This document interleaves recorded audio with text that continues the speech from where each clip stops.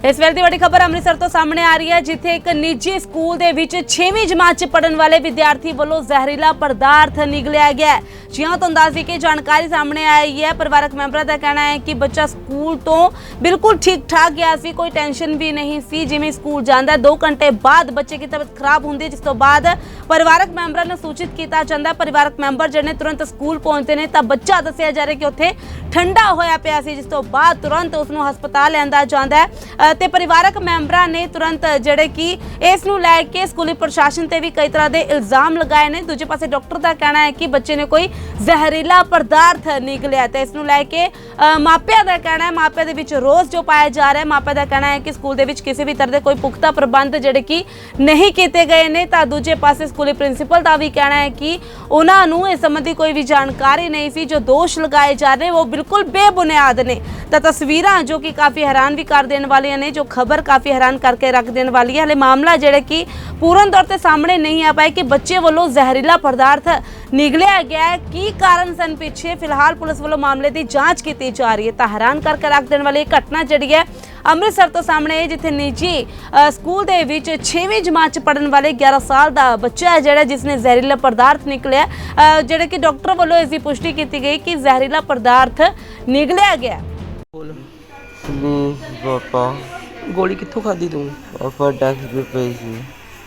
स्कूलों खाधी? हाँ जी प्यास कोई नहीं, दिने दिन पानी। पापा प्लीज, मैं बोल सक रहा हूँ, कुछ कोल्ड ड्रिंक पानी पिला दो पापा प्लीज। पिला देना बेटा, पिला देना, प्लीज पापा। पिला देना। पहला बिना पूछे तू की खा लिया? प्लीज पापा। पिला देने। चुप रह, शांत रह।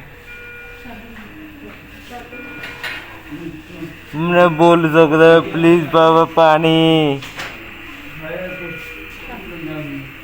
पाइप भी करवा दो प्लीज। कड़वा देने, हाथ ते टीका लगा ना ला। प्लीज पहले पाइप करवा दो। करवा देने, चुप रह, मैं कह देना। मेरा नाम परशुराम है जी। असी रामबली चौंक च प्रकाश विशाल ਵਿੱਚ मेरे नाल ये होया जी कि मेरा बच्चा सवेरे स्कूल दोनों भरा आए आ इकट्ठे श्री राम आश्रम पब्लिक स्कूल स्कूल के एंड में इंटर किया उन्होंने 7:57 ਤੇ बच्चा क्लास ਦੇ ਵਿੱਚ ਗਿਆ है जी। क्लास ਦੇ ਉਹਨੇ 2-3 ਪੀਰੀਅਡ ਲੈ ਕੇ ਆਏ ਆ। ਮੈਨੂੰ 10:22 ਤੇ ਸਕੂਲੋਂ ਫੋਨ ਆਇਆ ਕਿ ਤੁਹਾਡਾ ਬੱਚਾ ਠੀਕ ਨਹੀਂ ਹੈ ਜੀ। ਆਪਾਂ ਆਏ, ਸਕੂਲ ਭੱਜੇ, ਦੇਖਿਆ ਕਿ ਬੇਹੋਸ਼ ਹਾਲਤ ਵਿੱਚ ਬੱਚਾ ਮੇਰਾ ਪਿਆ ਹੋਇਆ ਸੀ। ਉਹਦਾ ਸਰੀਰ ਬਿਲਕੁਲ ਠੰਡਾ ਹੋਇਆ ਸੀ। ਉਹਨੂੰ ਆਪਾਂ ਚੁੱਕ ਕੇ ਲੈ ਕੇ ਗਏ ਅਪੈਕਸ ਹਸਪੀਟਲ। मैं और मेरा ਵੱਡੇ ਬ੍ਰਦਰ ਦਾ ਬੱਚਾ, ਵੱਡਾ ਲੜਕਾ, ਮੋਟਰਸਾਈਕਲ ਤੇ ਚੁੱਕ ਕੇ ਲੈ ਕੇ ਗਏ। ਉਹਨੂੰ ਅਪੈਕਸ ਦੇ ਵਿੱਚ ਐਡਮਿਟ ਕਰਵਾਇਆ। ਅਪੈਕਸ ਵਾਲਿਆਂ ਨੇ ਜਵਾਬ ਦਿੱਤਾ ਔਰ ਉੱਥੋਂ ਅਪੈਕਸ ਵਾਲਿਆਂ ਨੇ ਹੀ ਐਂਬੂਲੈਂਸ ਕਰਕੇ ਸਕੌਟ ਦੇ ਵਿੱਚ ਰੈਫਰ ਕੀਤਾ। ਡਾਕਟਰਾਂ ਨੇ ਇਹ ਸਾਡੇ ਕੋਲ ਪੁੱਛਿਆ ਜੀ ਕਿ ਕੁਝ ਇਹਨੇ ਜ਼ਹਿਰੀਲੀ ਚੀਜ਼ ਖਾਧੀ। ਆਪਾਂ ਉਹਨਾਂ ਨੂੰ ਕਿਹਾ ਕਿ ਨਹੀਂ ਜੀ, ਸਕੂਲ ਬਹੁਤ ਵਧੀਆ ਗਿਆ ਆ, ਸਕੂਲੋਂ ਇਹੋ ਜਿਹੀ ਚੀਜ਼ ਨਹੀਂ ਖਾ ਸਕਦਾ। ਪਰ ਸਕੂਲ ਦੇ ਵਿੱਚ ਕੁਝ ਬਿਆਨ ਉਹਦੇ ਬੱਚੇ ਦੇ ਮਿਲੇ ਸਾਨੂੰ कि बच्चे ने आप बयान दिता कि पापा टेबल के उपर एक कागज़ ਦੇ ਵਿੱਚ गोल रंग की खाकी कलर की गोली पई सी, वो मैं खा रही है। ਉਹਨੂੰ ਇਹ ਪੁੱਛਿਆ ਗਿਆ ਕਿ बेटा ਕਿਸੇ ने ਕਿਹਾ ਖਾਣ ਲਈ, ਕਿਸੇ ने ਦਿੱਤੀ, पर उस ਦਾ ਜਵਾਬ ਬੱਚਾ नहीं दे सकिया। वो गंभीर हालत ਵਿੱਚ ਜਿਹੜਾ ਹੀ बेहोश है। गोल जहरीली कोई गोली सल्फास वगैरह जी ਮੰਨੀ जा सकती है। ਬੱਚੇ ਦੀ ਹਾਲਾਤ ਜਿਹੜੀ ਆ ਬਹੁਤ ਖਤਰੇ 'ਚ ਆ, ਗੰਭੀਰ ਹਾਲਤ ਆ। ਡਾਕਟਰ ਅਜੇ ਕੁਝ ਰਿਸਪੌਂਸ ਨਹੀਂ ਦੇ ਰਹੇ। ਆਸ-ਪਾਸ ਦੇ ਬੱਚਿਆਂ ਨੂੰ ਵੀ ਪੁੱਛਿਆ, ਉਹ ਵੀ ਬੱਚੇ ਕੁਝ ਨਹੀਂ ਜਵਾਬ ਦਿੱਤਾ। ਅਸੀਂ ਪ੍ਰਸ਼ਾਸਨ ਕੋਲ ਇਹ ਮੰਗ ਕਰ ਰਹੇ ਹਾਂ, ਸਾਨੂੰ ਇਹਦਾ ਪੂਰਾ ਇਨਸਾਫ ਦਿਵਾਇਆ ਜਾਵੇ, ਮਿਲਿਆ ਜਾਵੇ। ਨਹੀਂ ਜੀ, ਸਕੂਲ ਦਾ ਕੋਈ ਸਟਾਫ ਨਹੀਂ ਗਿਆ ਸੀ।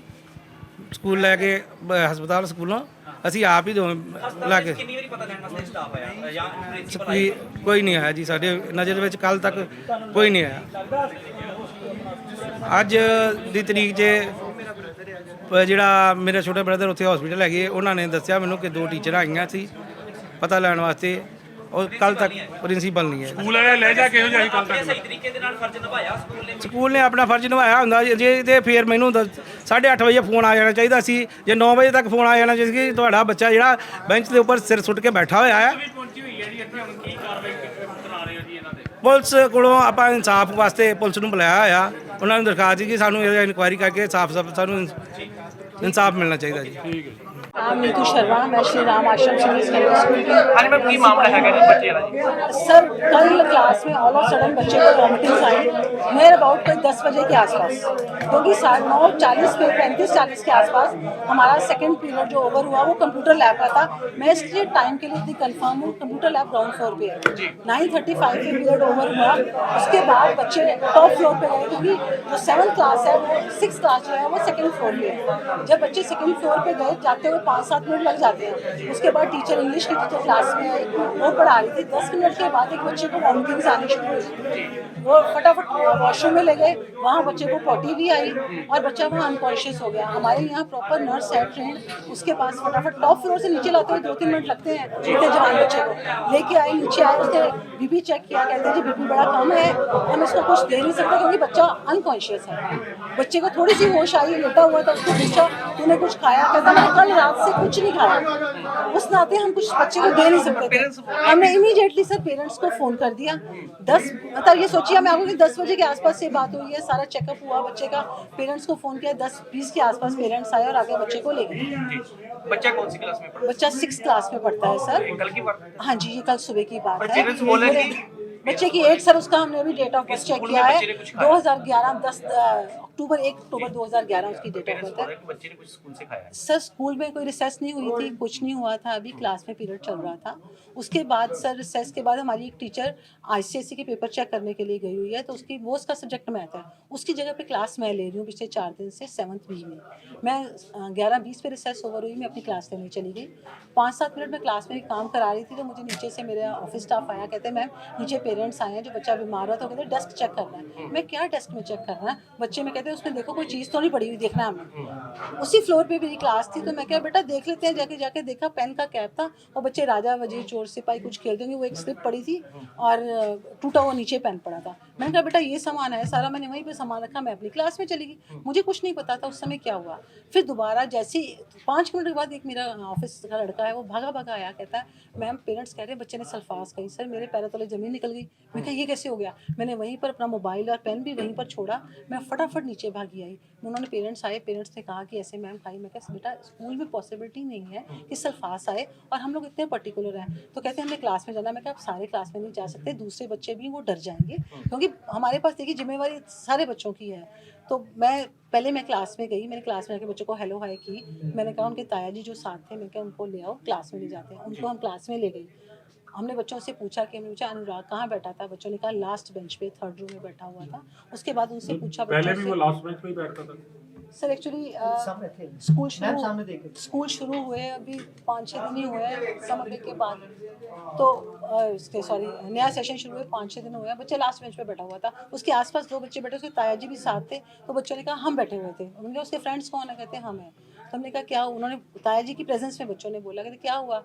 तो कहते जी उसको ना सुबह थोड़ा लेट आया, तो वो कहते नहीं वो तो टाइम पे आता है। कहते बच्चों ने कहा अटेंडेंस के बाद आया। कहानी आप बना रहे हैं सर मैंने कहा जो बच्चों ने बयान किया, मैं रिस्पांसिबिलिटी किसकी बनती है? आपका क्या फर्ज बनता था? बच्चे आपके भरोसे पर परिवार भेजता है। बिल्कुल सर, हमारे भरोसे पे बैठता है। सर हमारी रिस्पांसिबिलिटी जो रूल बनता है, हमने बच्चे को नर्स को दिखाया, चेकअप कराया। देखिए जब बच्चा कैमरे लगे आपके? सर क्लासेस में कैमरे नहीं होते कब सर, इस तरह तो वॉशरूम में भी आप कहेंगे कैमरे चाहिए।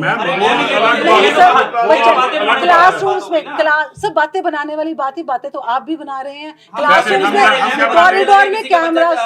सर देखिए किसी का बच्चा नहीं, वो हमारा बच्चा है, स्कूल का बच्चा है। जैसे सर अब कैसे खा ली? उनका भी तो बच्चा है जिनका खून है, उसने भी खाई है। अब हमें नहीं पता स्कूल में खाई सर, कोई घर में कोई वजह रही होगी जो कोई वजह नहीं है मैम, कोई वजह नहीं है। सर देखिए मैं अभी भी आपके सामने यही कहूंगी, बच्चे परमात्मा करे बच्चा ठीक हो जाए। जैसे ही मुझे पता लगा सल्फास सर, जब का बच्चा दाखिल है हमारा स्टाफ कल दोपहर को भी गया था, आज सुबह भी गया, क्योंकि सर मैं दिन में कम से कम 10 बार उनको फोन पे हम बात करें, ताया जी को फोन करें, हमारे पास कॉल रिकॉर्ड्स हैं, क्योंकि बच्चा ICU में, हमें तो मिलने की परमिशन है नहीं है, हम जान सकते हैं, तो सिर्फ फैमिली से पूछें। आज सुबह भी उनको फ़ोन किया, 3 बार टीचर गए हैं उनके वहाँ, जो ये कह रहे हैं पर्सन हैं उनसे मिल के आए हैं, वहाँ पर MO भी था, उनसे भी मिले हैं सारे। सर हमने जैसे ही मुझे पता लगा बच्चे ने सल्फास कर, उन्होंने सुबह डॉक्टर ने ये कहा कि सुबह पहले तो BP उसका 88 हुआ था, बाद में 70-60 फिर डाउन आ गया। सोडियम और जो है फॉस्फेट वो थोड़ा बड़ा, फॉस्फोरस बड़ा हुआ है, यूरिन बड़ा कम पास हो रहा है। मैम ये चलती क्लास में खाई उसने? सर हमें कुछ नहीं पता सर,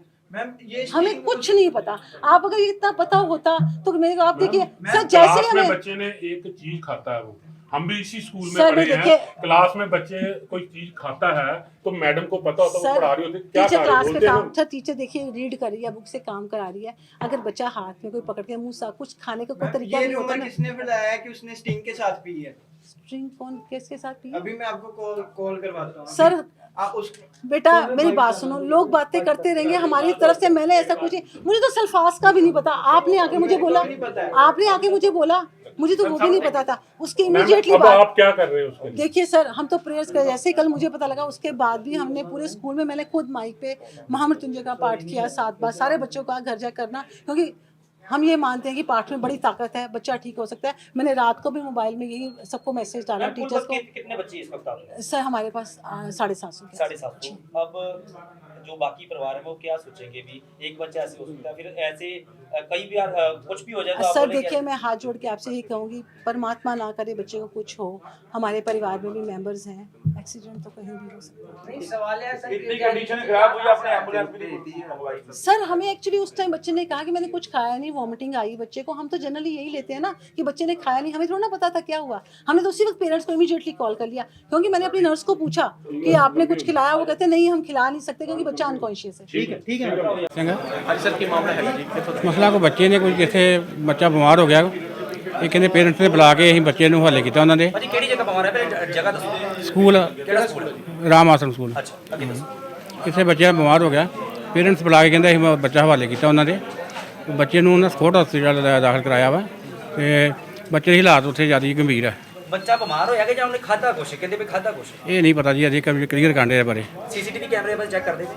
ਕਿਤੇ ਆਪਾਂ ਉੱਥੇ ਸਕੂਲ 'ਚ ਇੱਥੇ ਕਲਾਸ ਨਹੀਂ ਲੱਗਾ ਕੈਮਰਾ ਤੁਹਾਡੀ ਕੋਈ। ਹੁਣ ਤੱਕ ਦੀ ਜਾਂਚ ਦੇ ਵਿੱਚ ਸਾਹਮਣੇ ਕੀ ਆਇਆ? ਅਸੀਂ ਜਿਉਂਦੇ ਡਏ ਹਾਂ, ਸਾਡੇ ਸਾਹਮਣੇ ਨਾ ਕੰਟੀਨ ਵਿੱਚ ਜਾ ਕੇ ਚੈੱਕ ਕੀਤੀ ਹੈ।